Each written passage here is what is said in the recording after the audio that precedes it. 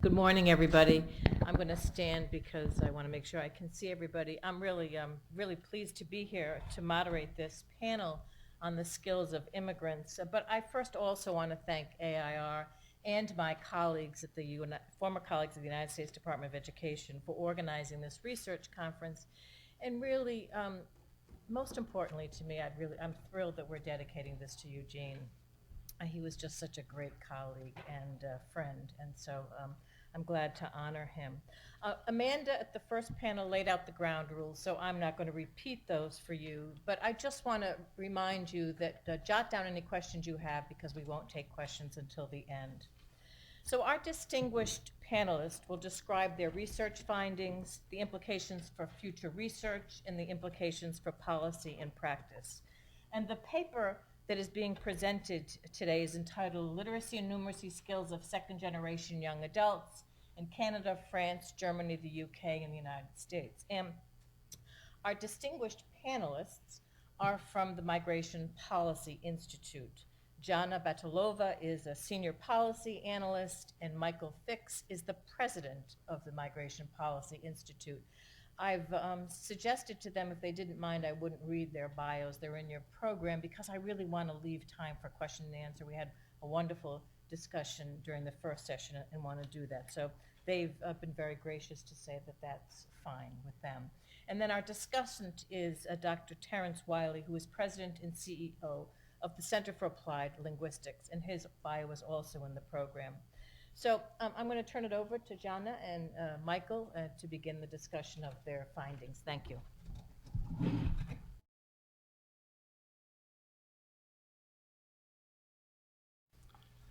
Okay. Well, it's a huge pleasure to be back at the PIAAC conference. We were here last year, and I want to thank Brenda. She is really, as we all know, one of the great champions of PIAAC. She's one of the great champions of social equity. And I have to tell you, she's been one of the great champions of the Migration Policy Institute. So I want to thank her. I want to thank the organizers of this conference for both supporting and guiding our work at the Migration Policy Institute on PIAAC and training us in how to use the tools. And I also, and my co-author Jeanne and I also want to take this opportunity to thank you for allowing us to, giving us access to this, I think, ceaselessly interesting and rich data, which we think sheds incredibly important light on the issue that is so dear to our hearts, which is this issue of immigrant integration, both in the United States and within the countries of the OECD. Now, on the assumption that not everyone in this room is familiar with the Migration Policy Institute, I'm just going to say that we work across basically 4 domains. We work on immigration policy. We're led by the former Commissioner of the Immigration Service, Doris Meisner, in this. We work on immigrant integration policy, obviously, what happens to immigrants after arrival, with a strong focus here on skills and on human capital development. We think about migration and development, which is to think about migration more from the sending country perspective than the receiving country's perspective, issues like development, remittances, and diaspora engagement. And we think about refugee and asylee policy, mostly historically with a focus on refugee resettlement. You should know that we are resolutely international in focus. We have offices in Washington and in Brussels now. Now, the paper that Jeanne and I are going to talk today, which is currently, as Brenda said, quite boringly titled, The Literacy and Numeracy of Second-Generation Adults in Canada, France, Germany, the UK, and the US, essentially builds on work that we did last year for this conference, and it's been published by AIR and by MPI. So in that paper, what we did was we used the PIAAC restricted use sample to examine the skills of immigrants in the US and their change across generations. Now, generations is going to be the key theme here, so here's how the analysis was structured. We looked at skills among the first generation adults, that is to say, immigrants born abroad. We looked at the change to the second generation, which is immigrants born in the United States, but to foreign-born parents. And then we looked at the third generation, which is adults born in the United States to two native parents. That's the end of the definitional work. Sorry about that. Okay, so what we found, in short, was that immigrant adults 16 to 65 badly lagged the U.S. third generation in their literacy and, importantly, as we've heard, in their numeracy skills. We found that immigrants constituted a disproportionate share of all U.S. PIAAC respondents with low literacy and numeracy rates. We found, interestingly, or at least quite interestingly to us, that the second generation caught up entirely to the third generation, to the native generation. But somewhat dismayingly, and no surprise to anybody in this room, overall U.S. scores on the PIAAC were worryingly low by OECD standards. So, here in the current research, what we do is we're going to return to the great data well of PIAAC, and we're going to pose three research questions. First, using the formidable PIAAC background questionnaire, we asked, what are the basic socio-demographic characteristics of the millennial generation 16 to 34? The millennial generation 16 to 34, not the entire adult generation, across the 5 study sites, the US, the UK, France, Germany, and Canada. Second, how do the literacy and numeracy skills of the second generation compare to the first generation across countries? And then third, how does the second generation in the other study countries, catch up with the native and third generation as they do in the United States? So what we're doing here is in this analysis is what we're trying to partially inform is this kind of stylized understanding, at least in our field, that immigrant integration, at least in the United States, has generally been a success, while immigrant integration in Europe has not been. And I think you should know that despite the fact that in this round we got somewhat friendlier reviews for our paper than we did last year at this time, the paper that we're going to be presenting today remains very much a work in progress, as Jeanne will describe. Now, why focus on the millennial generation 16 to 34? There's a lot of obvious reasons here. First is their number. They're 40% of all millennials in Canada. They're about 25 to 30% of all millennials in all the other study countries. There's obviously the obvious fact that this is a potential new and prime entrance to the labor market with profound implications for the country's economies. And there's also a research opportunity here, which I might cravenly say, and that's, we presume that there'll be a major research opportunity that'll be opened up with the release of the supplemental PIAAC sample that we are quite eager to analyze. Now, in terms of what we used here in the study is the public use OECD international PIAAC data. And I have to tell you that as comparative researchers, it is really an incredible gold mine. Most notably for if you're studying integration across countries, what it does is it standardizes the generations, first, second, and third generation across countries, which is almost never found, and making it an incredibly valuable tool. But we also found that the data have some weaknesses. These include lack of racial and ethnic identifiers and a lack of parents' country of birth, and these gaps really do, in the end, make it difficult for us to pronounce too forcefully regarding immigrant integration. Of course, another liability of the PIAAC, if I'll go back, is it only tests literacy and numeracy in the host country language. So with this preamble, let me turn now to some of the findings that are drawn from the socio-demographic profile drawn from the background questionnaire. So across all of the countries, what we find is that the second generation, and here the sort of brownish bars, is younger than the first. Much larger shares of the second generation fall within the school-going ages of 16 to 24. So in the US, what we see here is that only 31% of first-generation youth is 16 to 24, while 60% of second-generation fall into this age range. Well, so what?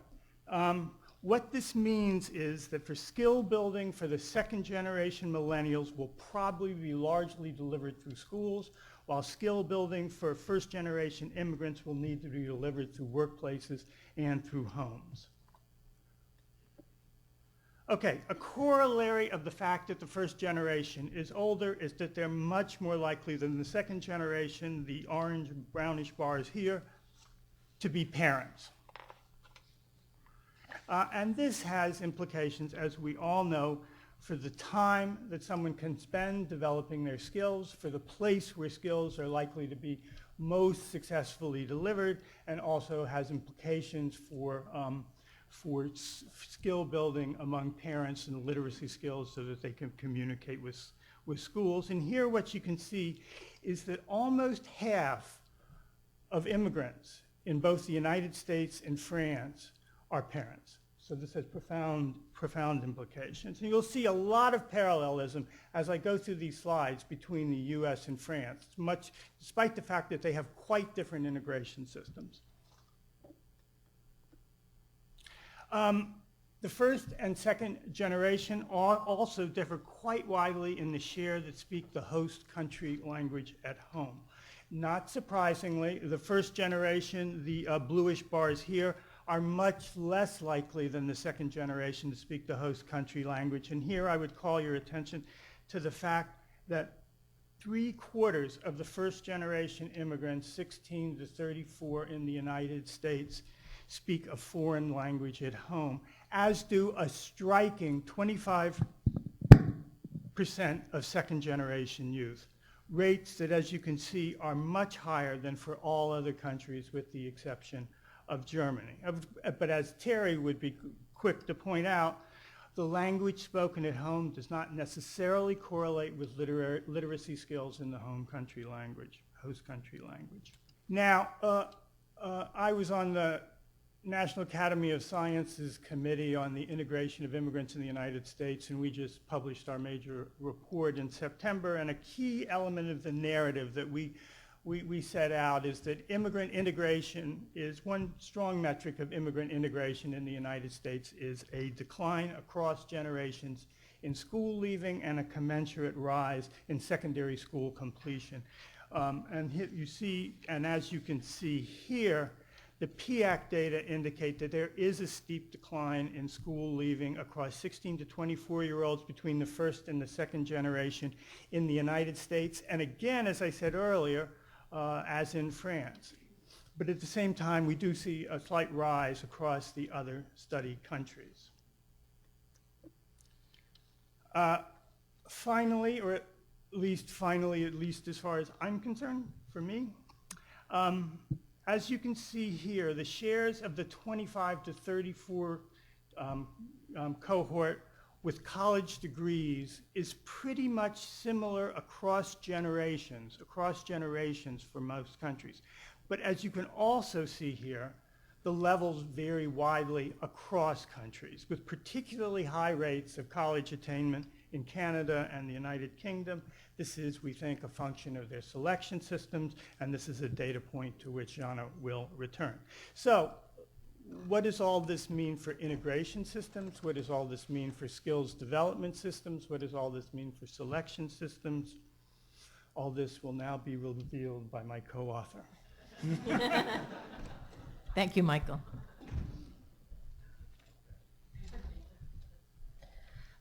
Thank you, Michael, and good morning, everyone. Good morning. Thank you, AR, for giving us a chance to speak yet again at the conference. We enjoyed it last time greatly, got lots of feedback, and we hope for the same this time around. So let me figure out if I can use the, yes, all right. So I'll pass the problem-solving test on PIAAC. So let me start with the question on intergenerational progress in and whether we find the difference in literacy and numeracy skills of the second generation versus the first one and versus the third one.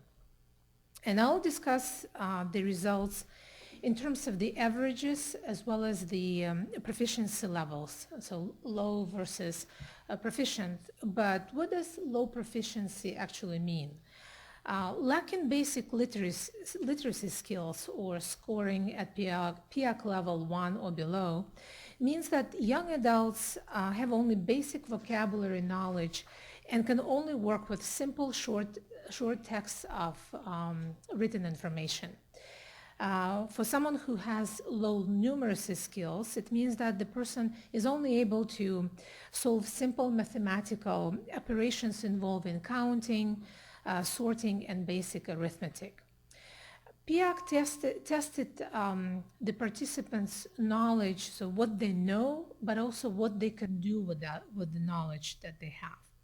So people who scored at proficient level can not only identify and interpret and evaluate the one or more pieces of information, but also make a decision of whether this information is relevant and how we can apply it.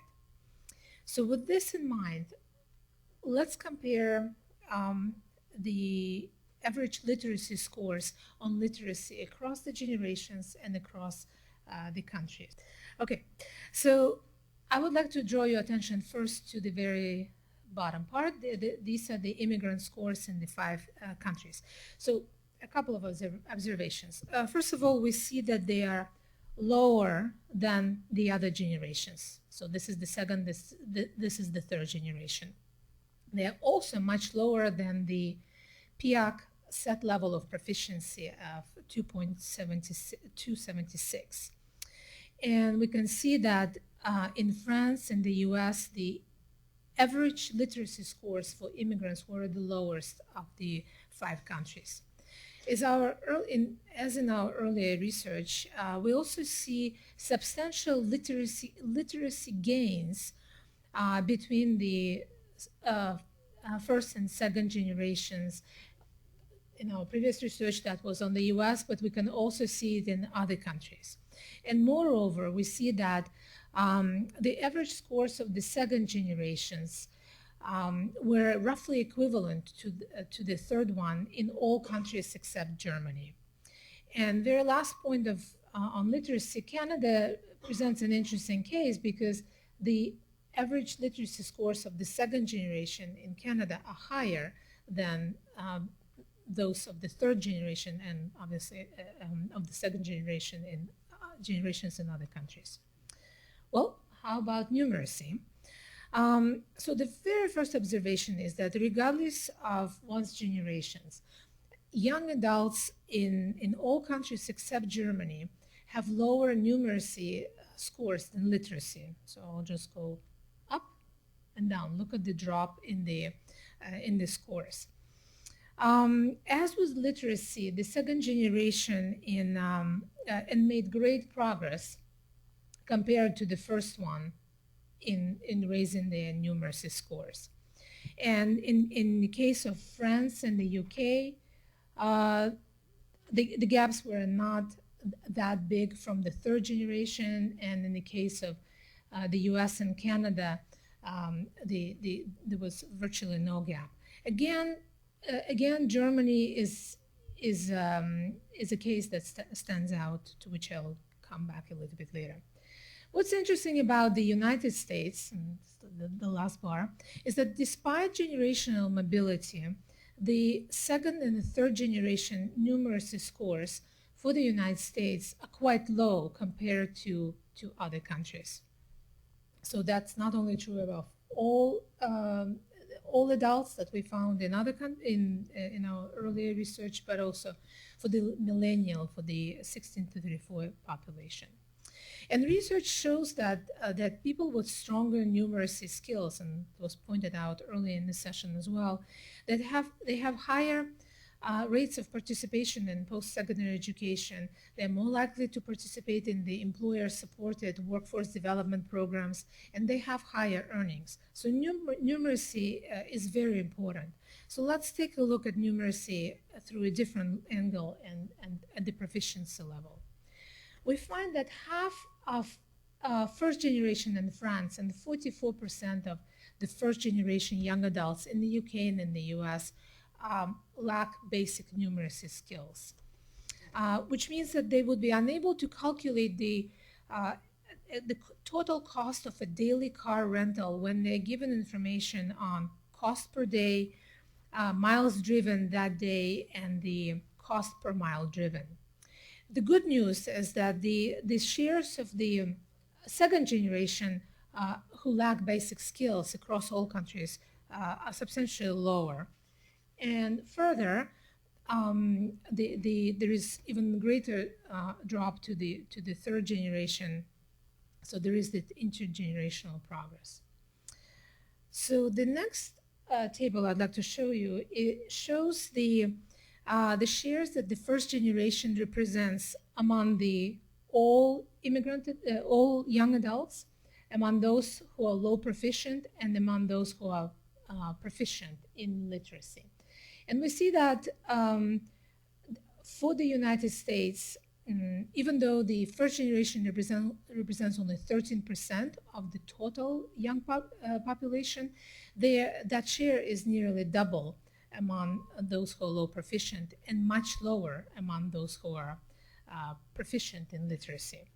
But the story is different for the second generation, where the shares are roughly the same, and there's a greater representation across the populations. Again, the Germany stands out, with the second generation is more likely to be represented among the low-skilled and less likely to be under the proficient. So a couple of key takeaways. As Michael mentioned today, close to 2 in 5 young adults in Canada and more than a quarter of young adults in the other 4 study countries are either immigrants themselves or were born in those countries to at least one immigrant parent. The second generation, similar to third, are more likely to be of school-going age, 16 to 24, and they were less likely to be parents. In the United States, Germany, and France, immigrant adults have lower levels of educational attainment than the other 2 generations. Literacy and numeracy skills of the first generation adults lag those of the third, which was our comparison group, as well as the second. And what's important, they are also below the OECD proficiency threshold. Immigrants in France and the US performed the lowest. In all countries except Germany, the second generation literacy and numeracy skills were very similar to those of the third, but pointing to the substantial skills gains across generations. Germany stands out for a number of reasons. So even though there is a substantial gain between the first and the second, both the generations lag the third. The third generation, on the other hand, outperformed the third generations in other countries, and in Germany alone, literacy and numeracy scores were roughly similar. The 5 study countries differ substantially in terms of the composition of the immigrant populations, the history of immigration and newcomers reception, and they also differ in terms of the labor market and educational infrastructure. all of the factors that show in research again and again that they are key in how immigrants and their children will be integrating and how fast and the nature of that integration. And our analysis teased out some important country similarities and differences. And given these results, we would like to hypothesize that the 5 study countries made strides along 3 policy dimensions, immigrant integration, admissions, and skill developments. So it appears that integration mechanisms are working rather smoothly in Canada, US, and France, but skill development lags in the latter 2. The UK may be facing challenges both in terms of integration and skill development. At the same time, skill development is more advanced in Canada and Germany, although we might make a case that in Germany, the integration lags. And finally, Canada appears to succeed on all 3 dimensions. Its immigrants are highly educated and have high levels of proficiency in English and French, and they and their children have similar and high, compared to other countries, literacy and numeracy skills. So if you're thinking of immigration at some point, Canada is the place to go. These hypotheses have to be tested further by examining the contributions of gender, race and ethnicity, parental education, host countries, language skills, and how they influence the relationship between literacy, numeracy, and across generations. And that's our next step in developing this paper. We also plan to add a section that examine the young adults' problem-solving skills, despite all the issues that this particular domain has. And we also plan to examine the relationship between parental education and young adults' own skills and education. And finally, add a section that looks at the economic outcomes and skills. And finally, as we look forward to building on the results of this paper and incorporating the work that MPI has already done on education, integration, and skill developments in the United States and Europe, in our future study, we intend to compare policies across countries to better understand skill development of young adults and from immigrant families. Thank you. Thank you very much, Jeanne. Terrence?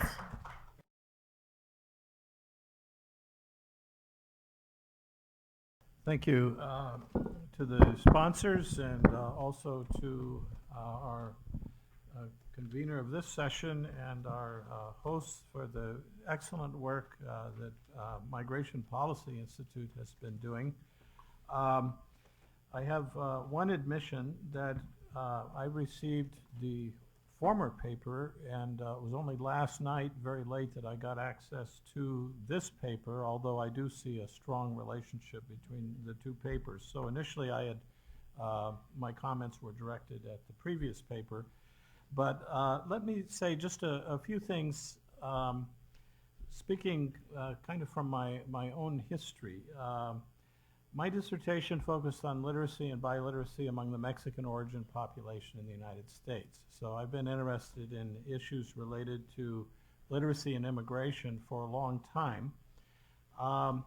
One of the things that is really great is to have large data sets, and they allow us to do many things. They give us a kind of large profile, a kind of snapshot. I think cross-national comparisons are also interesting. They usually lead to more questions like, how come Canada is doing better and in the US we're lagging behind in numeracy or in other areas? And we've seen over and over again studies for as long as I've been looking at this. I can remember studies that created a sense of national urgency and national crisis in the 1980s, for example. I can also remember claims about national deficiencies which were very alarming, and in some ways they should be. But largely, what tends to happen with the kind of first pass from national data sets is that we tend to focus on deficiency. So deficiency becomes the kind of master construct by which all of the discussions are taking place. We're focusing on what people don't have. When we're talking about immigrant populations, or second-generation immigrant youth in particular, things you'd expect this coming from the Center for Applied Linguistics, and seconding Deborah's statement earlier, she wasn't actually a plant and we weren't choreographed, but you can tell we both come from the Center for Applied Linguistics. We're always interested in not only literacy in the dominant language, but also literacy more broadly, or language more broadly. And we really like to dissect things that most people kind of take for granted, which is like notions of proficiency. What do we really mean? How do we operationalize it? What were the measures by which we got to that construct, and from that construct to the conclusions about national deficiency or problems in certain populations that we need to deal with? So one of the things that happened when I worked on my own dissertation was, how do you deal with missing data? Or how do you deal with very strange kinds of data that you really can't get at further from the data set initially? When I looked at language abilities of people that were of Mexican origin in the United States, based on the initial definitions that I used for language proficiency and literacy, 1/3 of the sample had no language. That can't be. That cannot be. And one of the things that we're dealing with in some of these findings is large missing data pools, which are probably about the people that we are the most suspect about. But in fact, we don't have any data coming back to us about those populations. The good news is PIAAC is going for computerized testing and so forth, and most people in the second generation are able to perform on that. The bad news is, in the United States, as their studies have indicated, we have a lot of people that opted for pen and paper as opposed to the computer test. And what does that mean? So another thing that I think that we tend to do is to kind of inflate notions of deficiency based upon the instrument and the language in which we assessed.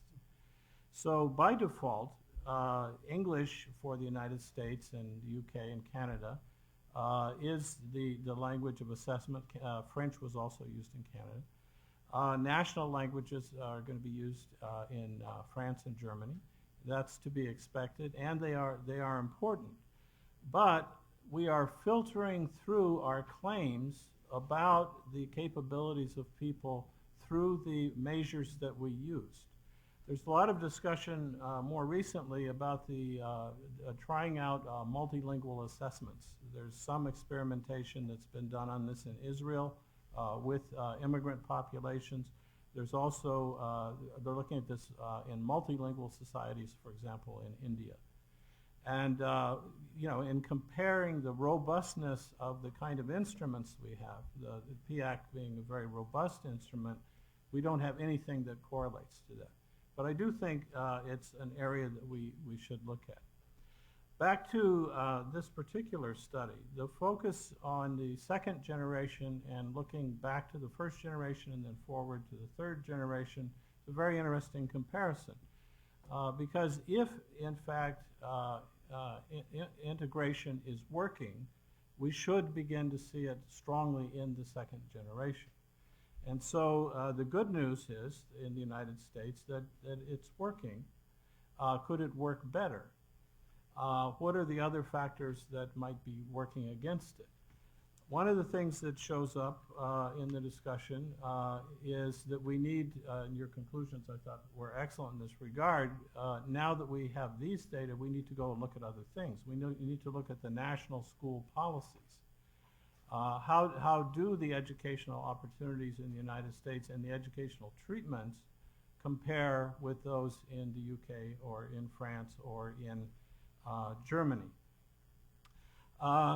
Another thing that we need to look more carefully at, and I think a number of the kind of criticisms of the limitations of the data set can also be taken as recommendations for PIAAC.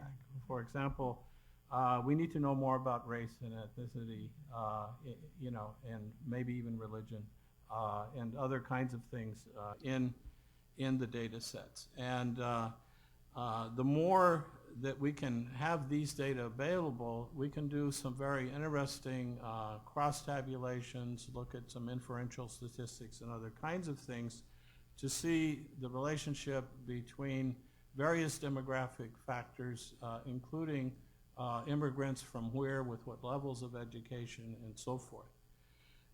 In the United States context, recently there's been an attempt to do this through U.S. census tools, the American Community Survey, and other instruments, to the extent that they lend themselves to the analysis. One of the frustrations of national data sets is they often don't lend themselves to the questions you want to ask. So you end up with surrogate measures, and that's one of the things we have to do. So just to do a little commercial here, there is a recent book last year, The Bilingual Advantage, that came out, and the subtitle is Language, Literacy, and the Labor Market. There was an attempt, Center for Applied Linguistics participated in one study of, it was a subgroup analysis of the Latino population in the United States. How do Dominicans, Cubans compare with Mexicans and Central Americans, for example? And one of the contributors that I want to end with, Ruben Rumbau, talked about an in-depth area study that he did in Southern California, in which the data were definitive that the second generation benefits by having bilingualism. So that 25% statistic that was cited of retaining language isn't a bad thing. It's actually a good thing. Perhaps the thing to worry about is that we went from 75% in the first generation to 25% in the second, so we've had horrific language loss. But the more that we do research on multilingualism and bilingualism, the more we know that it's a foundation to build on. So it shouldn't be seen as an either-or issue, but in fact, it's an additive issue. And so I would just leave you with that point. Thank you very much, Terry. I just wanted to give Michael and Jeanne an opportunity to respond if you wanted to before we opened up to questions. Yeah, I agreed with everything Terry said. Which part? Jeanne? And we tried to characterize the 75 to 25 along those lines, that it's really not necessarily you know, giving, just think of Jeanne, her home language is not English, right, you know, so. Jeanne, do you have anything to add? I will in my other language. 2 points. What you mentioned about the bilingual education. In our earlier paper, we also looked at the question, and we used a restricted data set, which was much more user-friendly, shall I say, or researcher-friendly. We looked at literacy and numeracy scores of people whose first language was not, like in this case, English, and because there is a great discussion in the field. Is it a disadvantage to be growing up in a family where another language is spoken?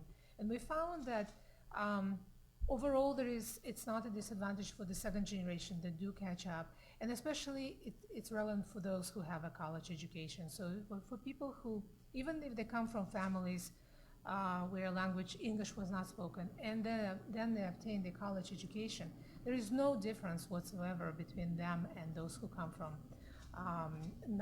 from English-speaking only families. So again, there is support across various evidence across various studies that that bilingualism is indeed a benefit that has to be cultivated.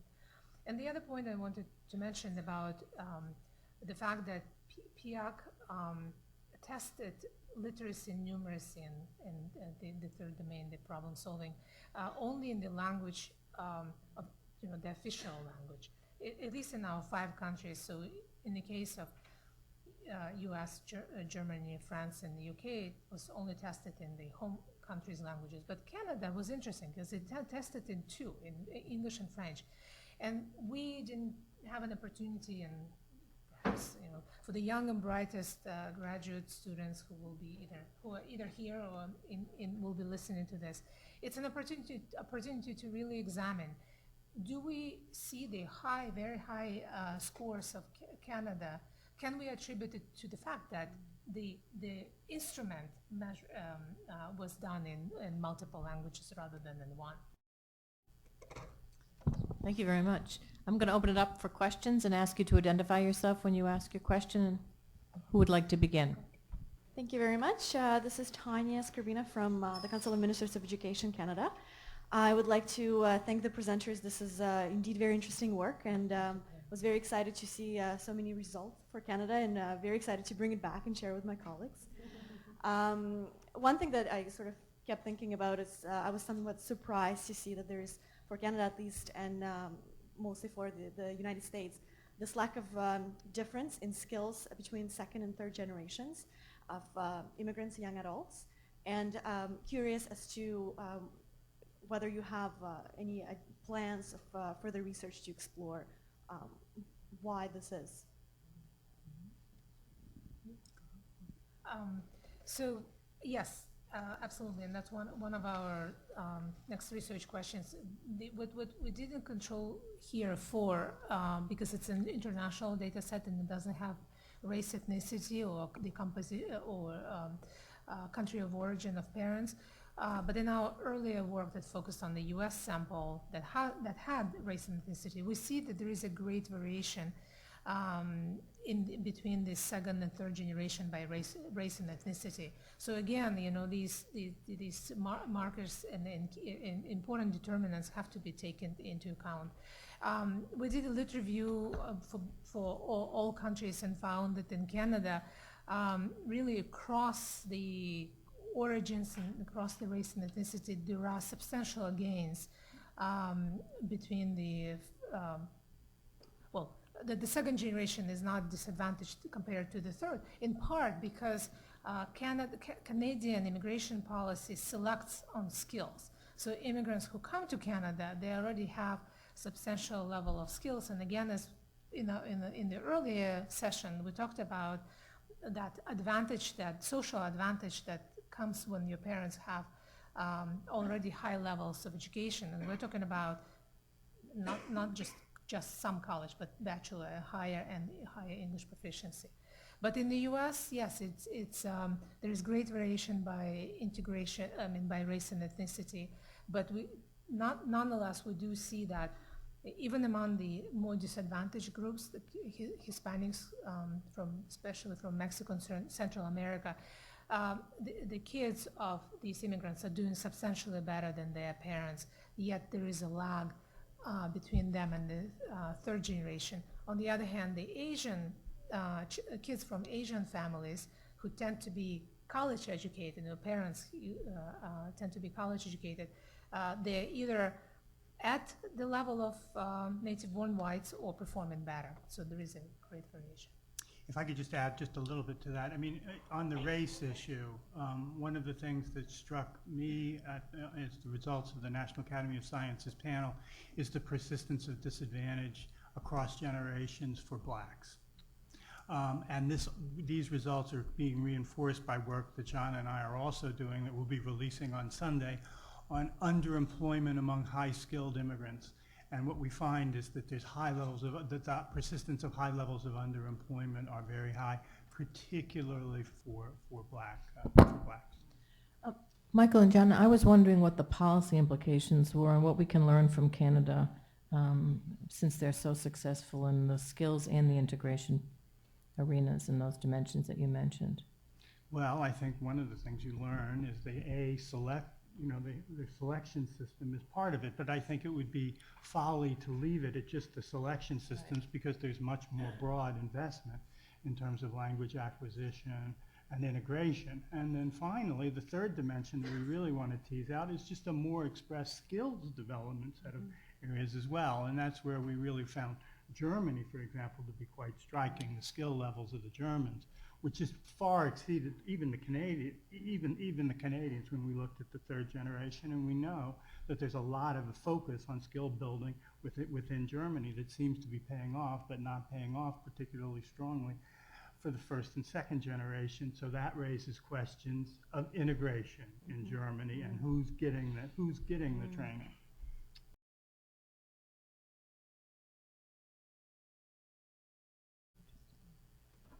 Another question over here? Yes, hi, this is Chris DeBray from NCS.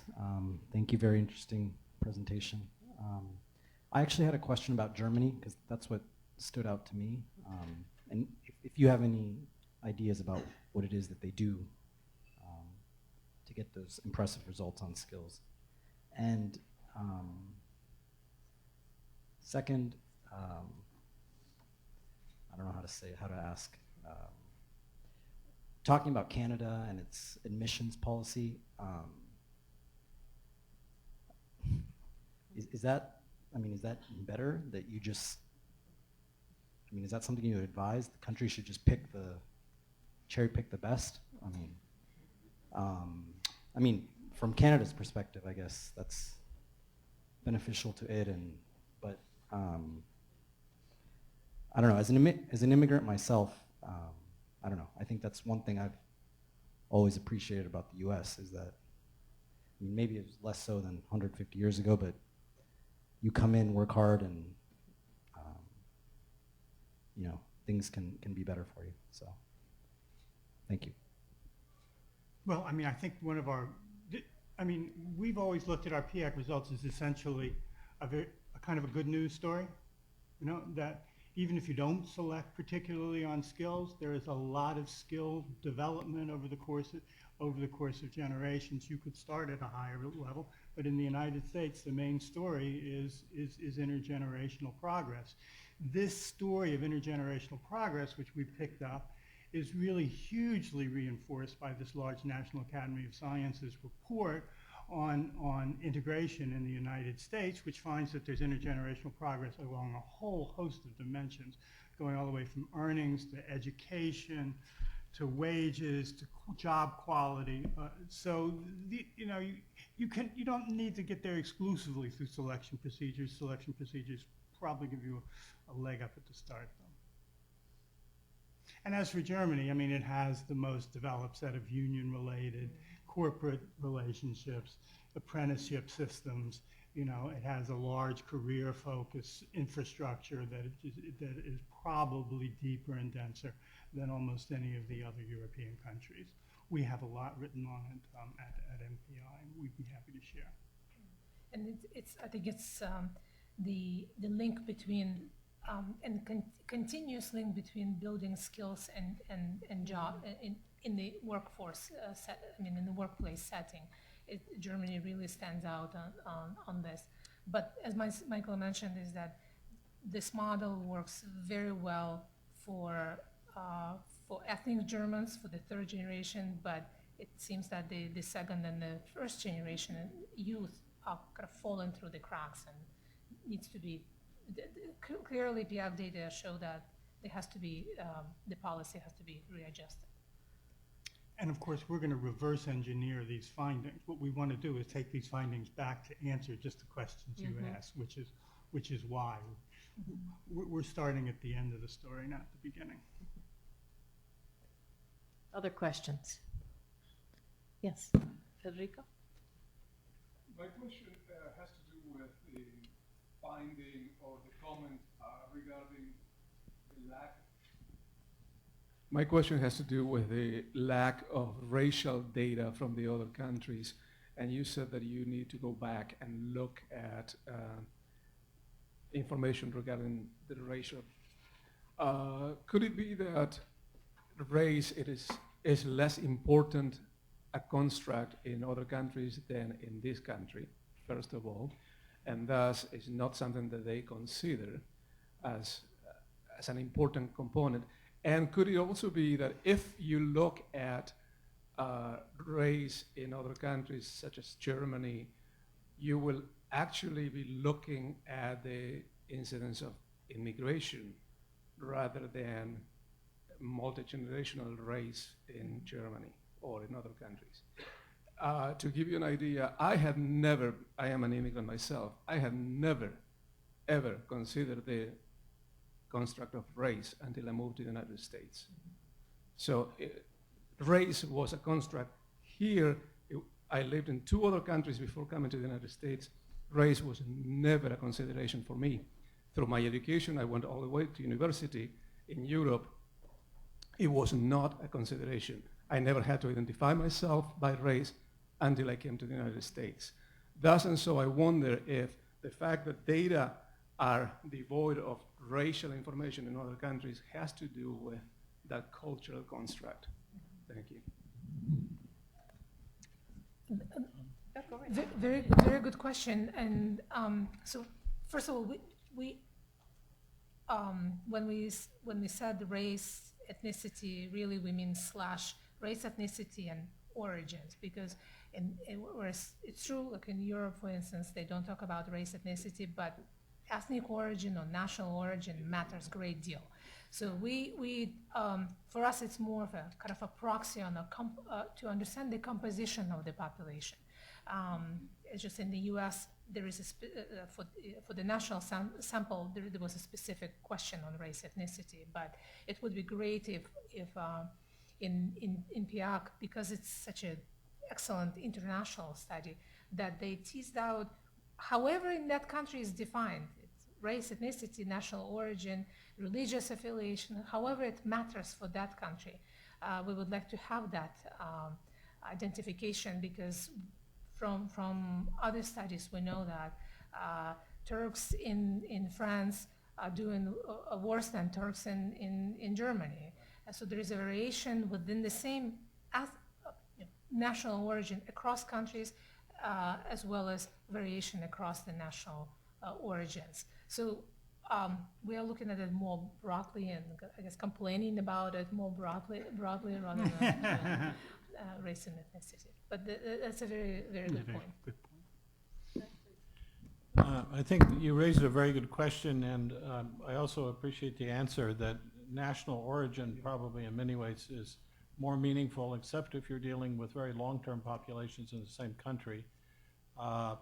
The construction of race in the U.S. Census itself is problematic, and many of us know that, so we need to nuance it, by looking at national origin and other factors that go along with it. The composition under racial labels in the United States is also changing. French, for example, is on the increase for the first time in a long time in the U.S., and that's largely a Afro-origin diaspora or former colonial population that is now coming to the U.S., French colonial population.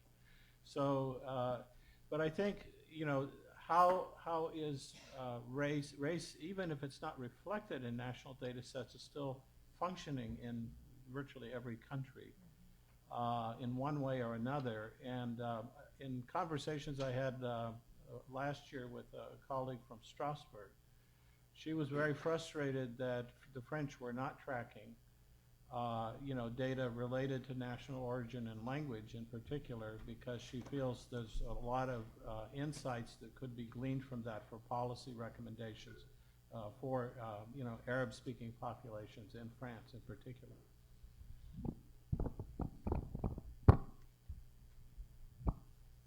We have time for a few more questions. Yes.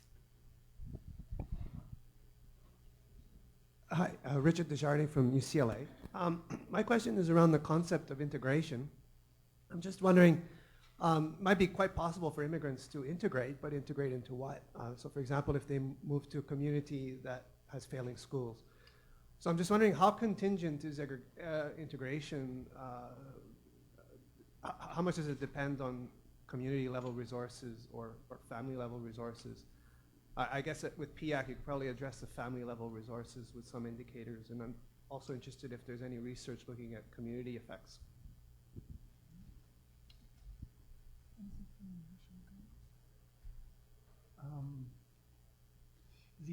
the definition that we used of integration at the National Academy of Sciences would